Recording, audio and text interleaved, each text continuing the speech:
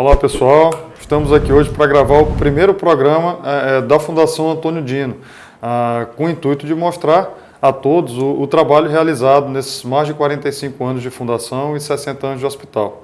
E nesse primeiro programa a gente vai falar sobre a radioterapia, que foi o último dos nossos grandes projetos e que está finalizando agora. Tá? E para isso eu convidei a doutora Silvia Feitosa, que está aqui com a gente, para falar exatamente sobre isso, né, doutora Silvia? Como é que foi a senhora, que já está no hospital há quanto tempo, doutora? Há 15 anos. 15 anos já, né? Há 15 anos. E o que a senhora viu ao longo desse tempo, nessa evolução da radioterapia? O que a senhora presenciou lá? Há mais ou menos 2 anos, a gente ainda contava com uma fila de espera girando em torno de um ano e 2 meses, o que causava grande sacrifício para os nossos pacientes e para toda a instituição, né, ver esse tempo de espera demorado. Antes do início da pandemia, foi inaugurado um novo acelerador, o PRECISE, que contribuiu para a diminuição, já teve um impacto nessa fila de espera, passando mais ou menos em torno para 7, 8 meses de tempo Mas, doutora, de espera. com licença, desculpe interromper, mas quando esse tempo era de 1 ano e 2 meses, quanto tempo do dia esses equipamentos passavam trabalhando, esses 2 equipamentos? Eles passavam trabalhando praticamente 24 horas. 24 horas, né? Praticamente 24 horas para poder... nós fazíamos tudo que tinha ao nosso alcance para o paciente começar mais rápido Dá uma o tratamento. celeridade Dá uma nessa celeridade fila. ao tratamento. Aí inaugurou em 2020 o primeiro equipamento da ampliação, né? Isso, em janeiro de 2020 o primeiro equipamento, que já deu impacto na fila. Meu equipamento já com tecnologia conformacionada, levando a um bom tratamento para o paciente, com uma chance mais alta de acertar o volume-alvo do tumor e menos efeito colateral. E nós passamos esse ano já com o tempo de espera reduzido, né? E já nos esperando para a inauguração agora das 2 máquinas novas, que deu um impacto na fila, né, um tempo de espera gigantesco. Praticamente hoje nós não temos mais fila de espera, nós estamos chamando os pacientes que foram atendidos no final de outubro, né? Eles estão sendo chamados para planejamento. E nas máquinas novas nós já temos as melhores tecnologias disponíveis no país. Né?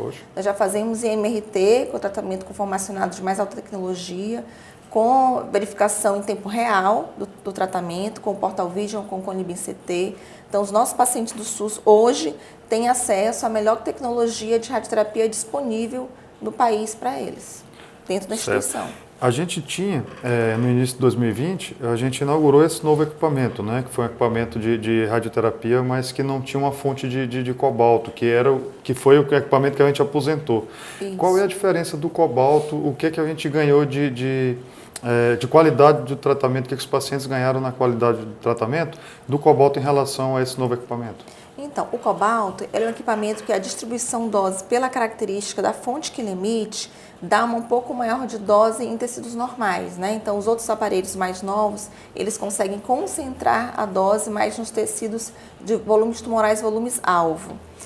Além disso, a gente não conseguia fazer o tratamento conformacionado de rotina em cobalto. É muito difícil pelas limitações de mesa, de giro, alguns artefatos tecnológicos que o cobalto não tem e não tinha mais como fazer o seu upgrade. Era uma tecnologia de quantos anos já? Uma tecnologia de 30 anos atrás. Já essa tecnologia existe ainda? Em alguns poucos centros do país ainda tem as unidades de cobalto, né, centros de interiores do estado, né, ainda tem. Né, nós não podemos dizer que ele não tem mais nenhuma utilidade no tratamento do câncer, mas na nossa realidade, atualmente, já não tem mais, porque a gente a gente já dispõe de máquinas mais modernas, mais seguras e com tecnologia de ponta. Só para ver se eu entendi direito, doutora. Os equipamentos novos, eles atuam na área, mais precisamente na área do tumor, né? De forma mais precisa na área do tumor, né? Então ele não lesiona áreas ao entorno como o cobalto como poderia acontecer no cobalto, é isso? As máquinas novas, elas conseguem reduzir, elas não zeram, né? Porque nenhum tratamento tem efeito colateral zero, mas eles conseguem reduzir a toxicidade a níveis mínimos, né? Então o paciente tem menor toxicidade, menor efeito colateral e maior chance de cura, porque o tumor recebe maior dose de radiação e essa dose se concentra no tumor. Né? Ela é altamente conformada, ela não se espalha ou se espalha muito pouco para os tecidos normais que estão ao redor. Entendi. Outra coisa, uma pergunta que me fazem muito, doutor, em relação à radioterapia, os riscos desses equipamentos que emitem radiação para a população que mora ao redor do hospital de câncer, né? No caso, no Aldenora Belo, mas pode ser em qualquer hospital do país.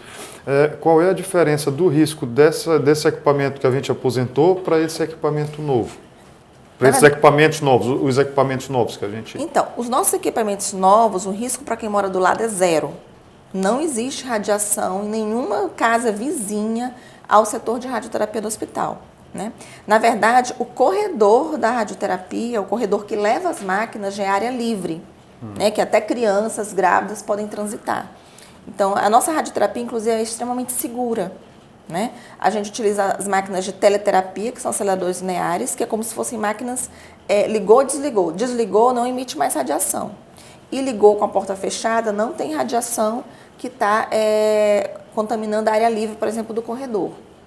Né? Então, são máquinas extremamente seguras, é um setor extremamente seguro. A nossa bracterapia é de alta taxa, então a fonte da nossa bracterapia está dentro de um cofre, fora desse cofre não há emissão de radiação.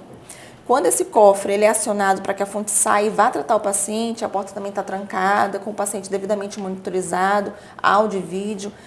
Nós não, praticamente, eu posso dizer que é próximo de zero a exposição, que não ser do paciente para profissionais, trabalhadores lá ocupacionais e para vizinhos é totalmente zero. Uma área totalmente segura. A gente passou 6 anos fazendo esse novo projeto da ampliação da radioterapia e a gente conseguiu, inclusive isso é uma grande vitória para o Estado do Maranhão, para nossos pacientes, a gente conseguiu criar um dos maiores centros de radioterapia do país, do Norte e Nordeste, né? E muito se falou em aceleradores lineares, mas a senhora acabou de falar da bracterapia. O que é a bracterapia? Só podia explicar como é que para que ela é usada, como é que funciona ela? Podia explicar para o nosso pessoal? Então, a teleterapia, que são os aceleradores lineares, eles emitem a radiação a uma certa distância do paciente, então a máquina não encosta no paciente.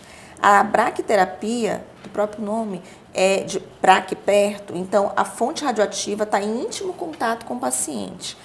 Lá na instituição, a gente utiliza principalmente para o tratamento dos tumores ginecológicos, que infelizmente o tumor de colo de útero ainda é o mais prevalente nas mulheres do estado do Maranhão, né? Então, a bracterapia ela é um componente importantíssimo, indispensável para a segunda fase de tratamento dos tumores de colo de útero, né? Ajudando a paciente a obter a cura do tratamento. Ela ajuda tanto no controle local como até em sobrevida, o boost feito com a bracterapia. Ah, ótimo. Doutor, e as crianças? Como é feito lá no hospital a radioterapia nas crianças? E adolescentes, né? Porque, na verdade, a pediatria é de crianças e adolescentes. A Fundação, junto com o Hospital Aldenora Belo, é o único centro de referência para tratamento de crianças e adolescentes, né?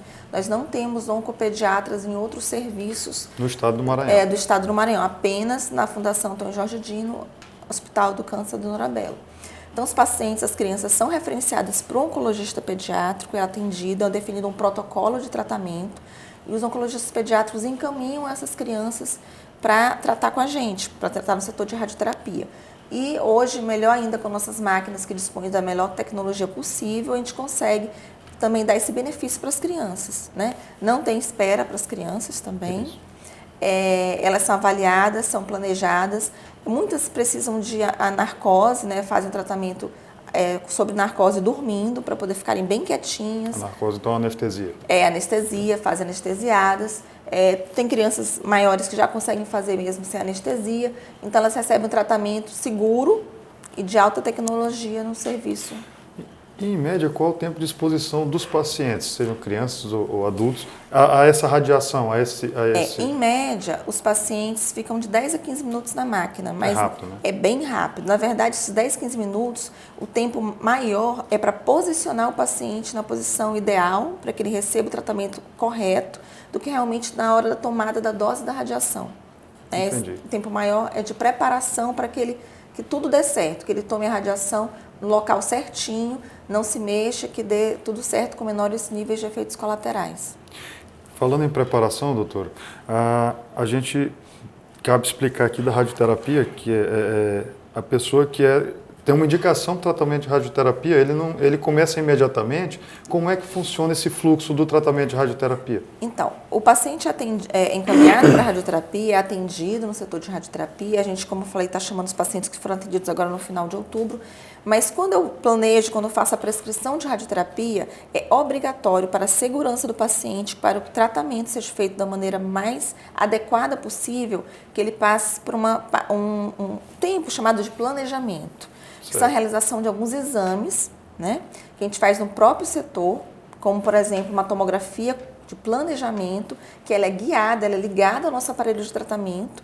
Então, o paciente faz a tomografia da região que vai ser tratada e a gente faz toda uma preparação em cima daquela tomografia com softwares de programação, planejamentos para que haja melhor entrada de feixe de radiação, para que essa dose de radiação se concentre no tumor e poupe os tecidos normais. E depois existem outras etapas de dosimetria, de cálculo, de controle de qualidade. Então, existe um prazo aí que gira entre 7 a, no máximo, 15 dias para o paciente iniciar seu tratamento, passando por todos esses passos, essas etapas de controle de qualidade.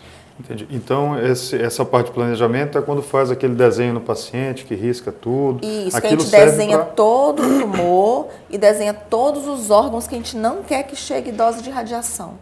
E depois o físico vai fazer o planejamento das melhores entradas de feixe, vai fazer o planejamento do controle de qualidade desses feixes para saber se tudo está dentro das normas de segurança. Pronto, então aquele desenho serve exatamente para posicionar ele, que foi aquele posicionamento que a senhora falou anteriormente, no equipamento, né? Isso. Aí ele vai achar, dentro daquele desenho, onde é que vai ser emitido a radiação lá. Exatamente. E as nossas máquinas, que têm as tecnologias mais modernas, conseguem fazer em tempo real, na hora que o paciente está na mesa, a verificação se realmente está adequado, se está tudo certo conforme planejado. A gente tem certeza, na hora, em tempo real, que o paciente está tratando da maneira correta. Entendi.